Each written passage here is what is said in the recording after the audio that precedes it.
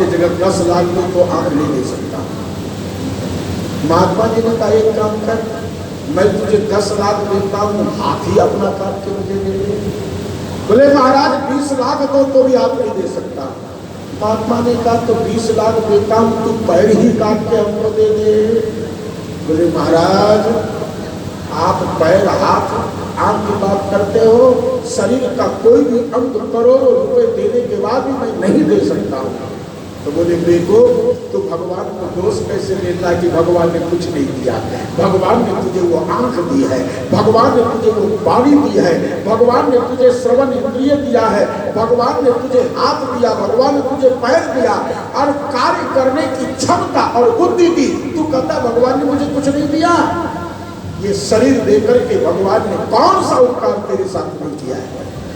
इसलिए गोस्वामी जी ने बड़ा सुंदर पद गाया मेरे पत्रिका में, क्या हरि तुम बहुत अनुग्रह की हो, साधन धाम विबुध दुर्लभ तन, मोहि कृपा परिदीन हो।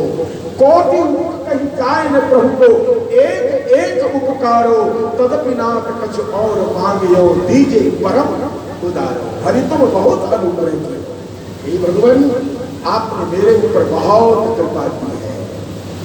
कौन सी कृपा? बोले कि मुझे कुत्ते बिल्ली गधे के शरीर दे देते तो मैं आपका चरित्र गाता, मैं आपकी कथा बैठ के सुनता या आपकी कथा बांट सकता था। करोड़ों मुखों से अगर आपके इस उपकार का वर्णन किया जाए तो मैं नहीं कर सकता। प्रेमियों ये भगवान का उपकार याद करें।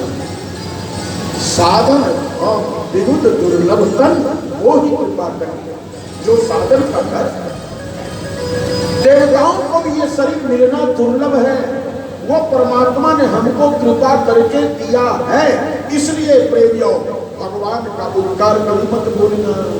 आज अर्जुन भगवान को याद कर रहे हैं और उसी समय परीक्षित को बुलाया गया और राजगद्दी पर बैठा करके राज तिलक करके मुकुट धारण करवा के 5 पांडव स्वर्गारोहण के प्रस्थान। प्रेमियों स्वर्गारोहण की कथा बड़ी सुंदर है, संक्षिप्त में सुनिए। जब ये केदारनाथ का पूजन करके और स्वर्ग के लिए प्रस्थान करते हैं तो सबसे पहले द्रौपदी का शरीर गला। द्रौपदी पूछती है 5 पति से, ये मैं आपके साथ स्वर्ग नहीं जा पा रही हूँ, ये मेरा शरीर गल रहा है, ऐसा क्यों? युधिष्ठिर जी ने खरा जवाब दिया, द्रौपदी तेरे 5 पति हैं, लेकिन तेरे अंदर जो मानसिकता थी वो 5 के प्रति बराबर नहीं थी।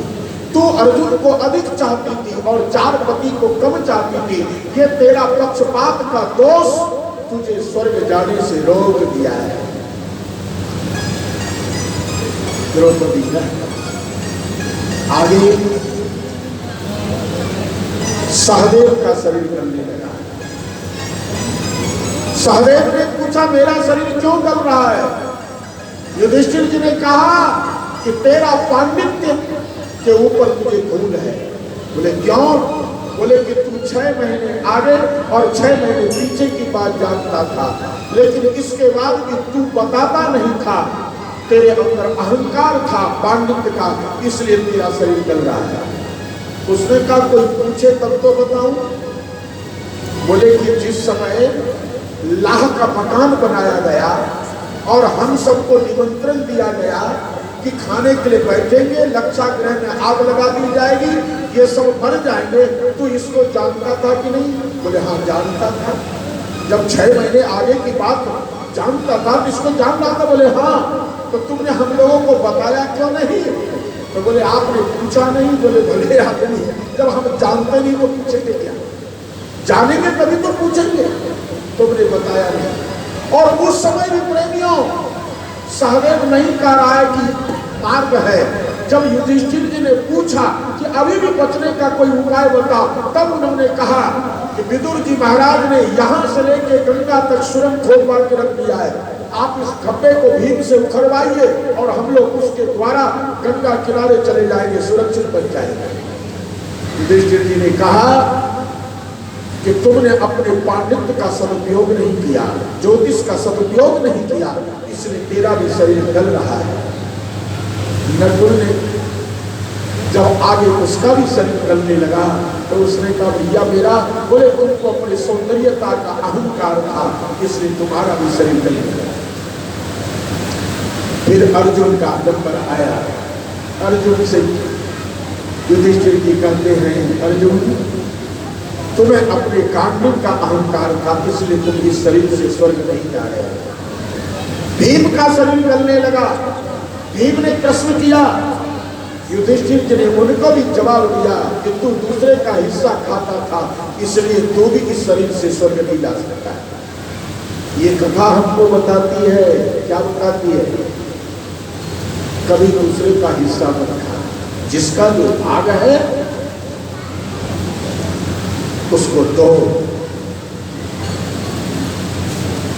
जिसका जो भाग उसको दीजिए।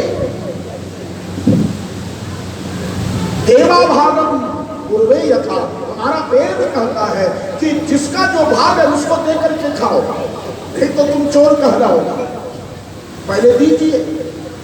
इस भागवत में सबसे ज्वलंत उदाहरण सुदामा जी का है।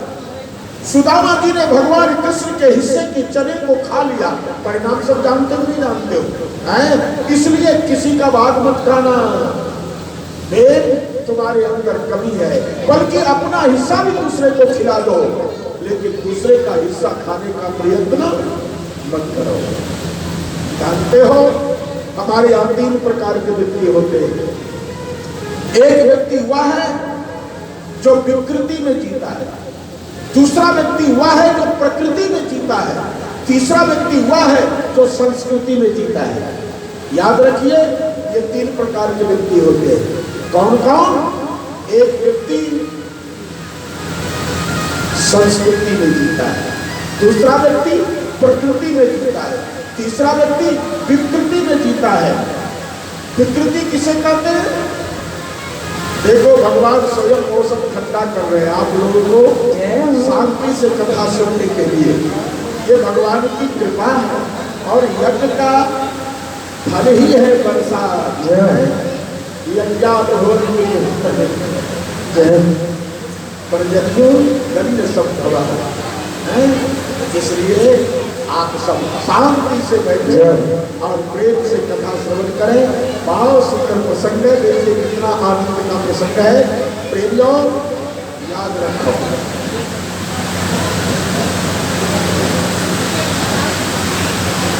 विकृति किसको कहते हैं? सुनिए, हम जो भी पदार्थ खाने के लिए बनाए हैं, हमने उसको खा लिया और खाने के पश्चात जो बचा कल मैं ही खाऊंगा, शाम को मैं ही खाऊंगा, दूसरा कैसे खा सकता है? इसको कहते हैं विकृति। इसको क्या कहते हैं? विकृति। लेकिन हमारे पास जो सामान आया हम खा रहे हैं, लेकिन बच गया तो दूसरे को खिला दे, अतिथि आ गया उसको खिला दे, इसको कहते प्रकृति। लेकिन याद रखो, आपके सामने थाल लगा हुआ है, आप खाने को तैयार हैं और उस समय अगर कोई अतिथि आ गया और अपना थाल भी उसे दे करके खिला दो, स्वयं भूखे रह जाओ, उसको कहते संस्कृति। उसको क्या कहते हैं? संस्कृति। संस्कृति में जियो, प्रकृति में जियो, लेकिन विकृति में कभी मत जीना। विकृति में जीना ये पाप है। भगवान ने दिया है तो आप किसी को खिला करके खाओ। भगवान ने दिया है तो ये मत सोचना कि ये सब मेरा है, नहीं। आपके कमाए हुए धन में बहुतों का अंश है, बहुतों का उसमें अधिकार है, उसको दीजिए। लेकिन आजकल क्या होता है जानते हो? आदमी को कहीं से निमंत्रण मिल जाए तो बहुत से लोग ऐसे होते हैं कि जाकर के 3-4 टाइम का अकेले खा जाता है कि 3 दिन घर का अन्न बचेगा। समझ गए? ऐसे बहुत लोग होते हैं। एक बार की बात सुनो, पुत्र और पिता दोनों एक शादी में निमंत्रण आया तो भोजन करने के लिए गया, तो उधर पिता बैठा है, इधर पुत्र बैठा है। अब पुत्र बार बार पानी पिए तो पिता को बहुत गुस्सा आवे कि ये बार बार पानी पीता है तो रोटी क्या खाएगा, है निमंत्रण है इतना खाए जो कल तक भूख न लगे, कि बार बार पानी पिला। लेकिन सबके सामने बोल नहीं सकता। जब खा करके पिता और पुत्र घर के लिए रवाना हुआ तो रास्ते में पिता ने पुत्र के गाल में एक तमाचा जल दिया और कहा, नालायक, मैं देख रहा था तू बार बार भोजन में पानी पी करके पेट भर रहा था, जब पानी पी के पेट भर दिया तो रोटी क्या खाएगा, पूरी क्या खाएगा, लड्डू क्या खाएगा। तो पुत्र ने कहा, पिताजी आप नहीं समझ पाए। बोले क्या? बोले आप पूरी लड्डू रख दो तो खुला हुआ ऊपर रहता है, पानी डाल दो तो गल के तुरंत नीचे चला जाता है। तो मैं बार बार इसलिए पानी पीता था कि जो भी पूरी सब्जी और लड्डू खा रहा हूँ वो गल के पेट में बैठता जाए बैठता जाए बैठता जाए, इसलिए मैं बार बार पानी पी रहा था। तो पिता ने फिर पुत्र को एक झापड़ लगाया। बोले पिताजी अब क्यों मारे? बोले हमको क्यों नहीं बताया, हम भी पानी पीते तो 10-20 पूरी और खा लिए होते 10-20 पूरी और खा लिए होते। प्रेमियों, इसको कहते हैं विकृति। इसको क्या कहते हैं? विकृति। हमारा ये भागवत संस्कृति सिखाता है, तुम संस्कृति में जियो, प्रकृति में जियो, लेकिन विकृति में कभी मत जीना। प्रकृति को दूर करो। तो जब खाने लगते थे तो दूसरे के हिस्सा भी खा जाते थे, इसलिए तुम्हारा शरीर लग रहा है, तुम मेरे साथ नहीं जा सकते हो। प्रेमियों, जब युधिष्ठिर जी आगे बढ़े तो धर्मराज स्वयं विमान लेकर के आए। महाराज इस पर आरूढ़ हो और स्वर्ग के लिए आप चले, मैं आपको लेने के लिए आया हूं। युधिष्ठिर जी ने देखा कि मेरा साथ मेरी पत्नी छोड़ दी, मेरे चारों भाई छोड़ दिए, लेकिन एक स्वान ये कुत्ता मेरा साथ नहीं छोड़ा है, तो मैं इसको साथ ले चलूंगा। उस कुत्ते को बैठाने लगे। धर्मराज ने कहा, आप इस कुत्ते को नहीं ले जा सकते। क्यों? बोले उसका नाम स्वर्ग है। स्वर्ग में व्यक्ति अपने कर्मों के द्वारा स्वयं जाता है, कोई किसी के साथ नहीं जाता है। युधिष्ठिर जी ने कहा, मेरा नाम धर्मराज है, मैं धर्म का त्याग नहीं करूंगा स्वार्थ में आकर। सुनो, मेरी पत्नी ने मेरा साथ छोड़ दिया, मेरे भाइयों ने मेरा साथ छोड़ दिया, लेकिन इस कुत्ते ने अभी तक मेरा साथ नहीं छोड़ा, इसलिए मैं इसको छोड़कर अकेले स्वर्ग का सुख भोगना नहीं चाहता, मैं स्वर्ग को भी त्याग देता।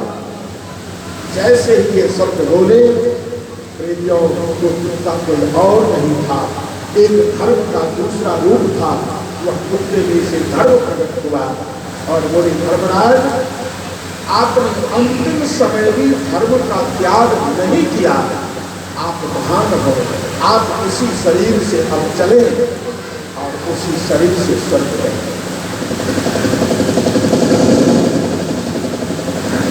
हमारे शास्त्र में लिखा है, 4 व्यक्ति की मृत्यु नहीं हुई, इस पंच भौतिक शरीर से ही वो भगवत धाम गए। नाम बता दूं, गिनती करो। युधिष्ठिर जी 1, तुकाराम 2, मीराबाई 3, चैतन्य महाप्रभु 4, और भी भक्त हैं जिनकी मृत्यु नहीं हुई है। मीराबाई भगवान के रूप में समा गए, चैतन्य महाप्रभु जगन्नाथ भगवान में समा गए, युधिष्ठिर जी महाराज सशरीर भगवत धाम चले गए और तुकाराम जी विठल भगवान में समा गए। इनकी मृत्यु नहीं हुई है।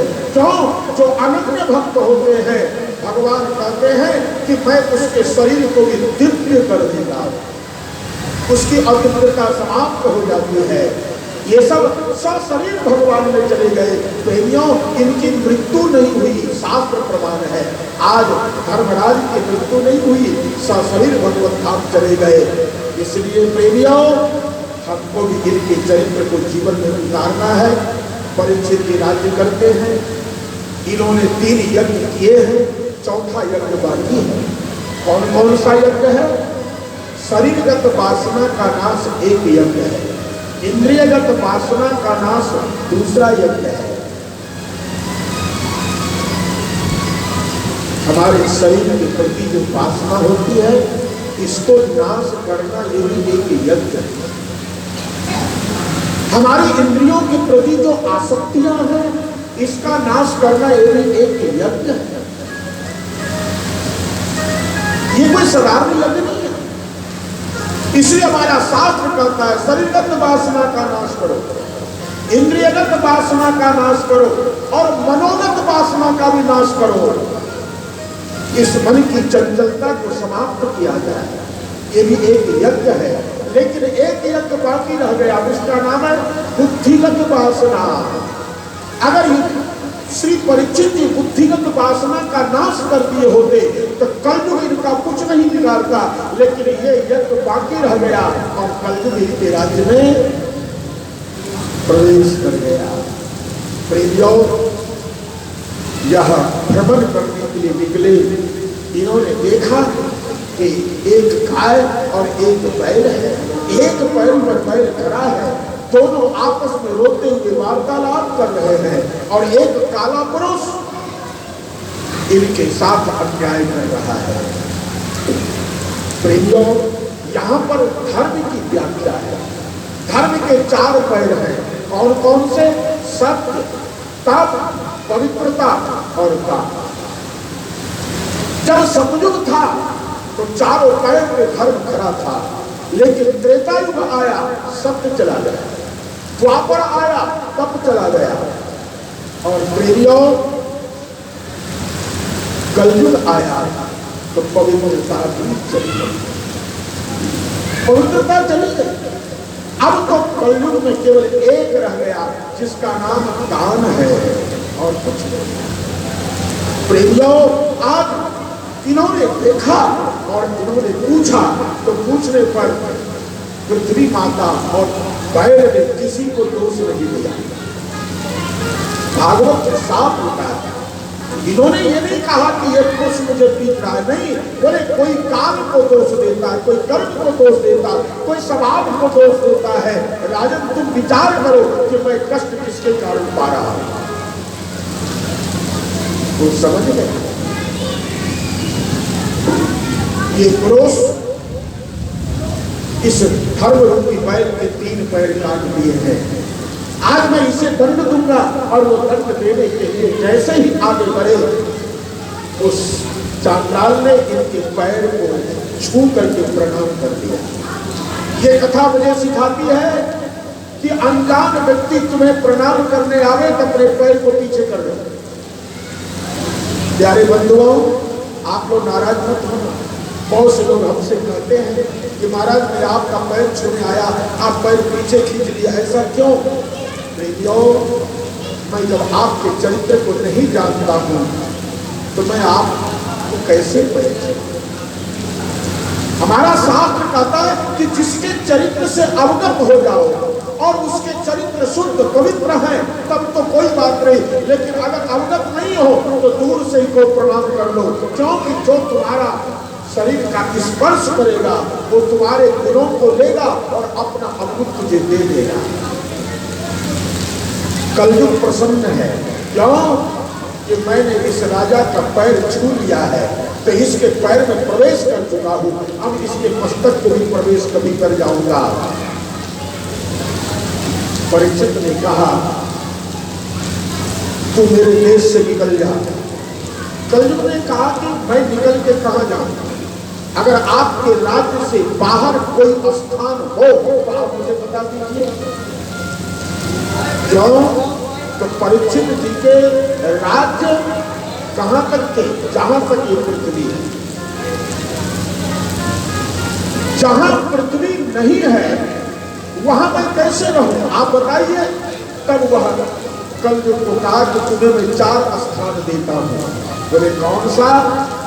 बोले जहां पर जहां पर मदिरा पान, जहां पर कुमारियां रहती हो और जहां पर हिंसा होता हो, ये 4 स्थान मेरा हो। बड़े ध्यान से सुनिएगा, दूध का अर्थ जुआ होता है, इसका दूसरा नाम सट्टा है। जहां पर खेलोगे सट्टा, वहां तेरे जीवन में लगेगा बट्टा, बट्टा जरूर लगेगा। इसलिए जुआ कभी मत खेलना। लोग कहते हैं कि मैं जुआ में खेलता हूं ना, और जब धन जीतता हूं तो उसका दशांश दान कर देता हूं। लेकिन मेरा परमात्मा कहता है कि जुआ में खेला हुआ और जीता हुआ धन मुझे कभी भी स्वीकार नहीं है, मैं उसको स्वीकार नहीं करता हूं, क्योंकि अन्याय का धन है, अन्याय का द्रव्य परमात्मा कभी स्वीकार नहीं करता है। परमात्मा तो न्याय का धन ही स्वीकार करता है। इसलिए कभी जुआ मत खेलना। हमारे जीवन में उदाहरण है युधिष्ठिर जी महाराज, धर्मात्मा धर्म के अवतार, लेकिन उन्होंने अपने जीवन में एक बार जुआ खेला तो राज्य चला गया, पत्नी चली गई, वनवास मिल गया, महाभारत का युद्ध हो गया। परिणाम कितना भयंकर हुआ, क्या इस परिणाम को आप नहीं जानते हो? इसलिए मैं निवेदन करूंगा कि जुआ का धन भगवान को स्वीकार नहीं है, कभी मत खेलना। दूसरी बात, प्रेमियों, जहां पर धूर्त है वहां सत्य धर्म नहीं रहता है, वहां असत्य वृषा रहता है। जुआ में असत्य का ही प्रयोग होता है, सत्य का नहीं होता। इसलिए वहां पर अधर्म है, वहां धर्म नहीं है, सत्य धर्म है, और अधर्म असत्य है, वहां झूठा निवास करता है। प्रेमियों, जहां पर मदिरा का पान हो, मदिरा का कारोबार हो, वहां मत जाना, मदिरा पान मत करना। बोले क्यों? बोले मदिरा में मद है, उसका नाम शराब है। शराब का अर्थ भी सुनिए किसको कहते हैं। शराब में 3 अक्षर है, स, रा और ब। स से शराबी है, ब से बर्बाद करती है, र से रुलाती है। ये शराब के 3 अक्षर है ना, ये तीनों के अर्थ है। स से शराबी है, देख लीजिए, शराब पीने वाला आयु के पहले पूर्ण हो जाता है, समाप्त हो जाता है, शरीर को शराब दिया। ब से बर्बाद कर देती है, बाल बच्चे रोते हैं, घर का जेवर जेवरात पत्नी का, बेटी का, बहू का बेच करके बर्बाद कर देता है। ब से बर्बाद है और सारा परिवार रोता है, रुलाती है। इसलिए हमारा शास्त्र कहता है कि शराब से दूर रहो। और प्रेमियों, मैं एक निवेदन करूं, मेरा निवेदन यह है कि शराब तीनों चीज में सबसे अधिक खतरनाक है। कौन कौन से चीज? सुनिए, एक विद्वान पंडित जा रहे थे, कुछ लोगों ने विचार किया कि मांस, शराब और वेश्या, ये 3 में खतरनाक अधिक क्या है, इसकी परीक्षा ली जाए। तो उस विद्वान को पकड़ लिया और एक कमरे में जाकर के कहा कि देखिए साहब, पंडित जी, ये मांस है, ये वेश्या है और ये शराब है। आप 3 में से एक चीज को स्वीकार कर लो तो छोड़ दिया जाएगा, नहीं स्वीकार करोगे तो देखिए ये रस्सी लटक रही है पास, ये फांसी आपको लगा दी जाएगी और आप मर जाओगे। पंडित जी ने सोचा कि आत्मरक्षति धर्म, आत्म की रक्षा करना भी एक धर्म है। मैं आत्मरक्षा करने के लिए किसी एक चीज को स्वीकार कर लूं और प्राण बच जाए तो इसका प्रायश्चित बाहर जाके कर दूंगा। प्रेमियों, उस पंडित जी ने विचार किया कि 3 में से मैं किसको स्वीकार करूं। वेश्या को स्वीकार कर लूं? आत्मा ने कहा नहीं, पर नारी के संसर्ग का महापाप लग जाएगा, मैं इस वेश्या को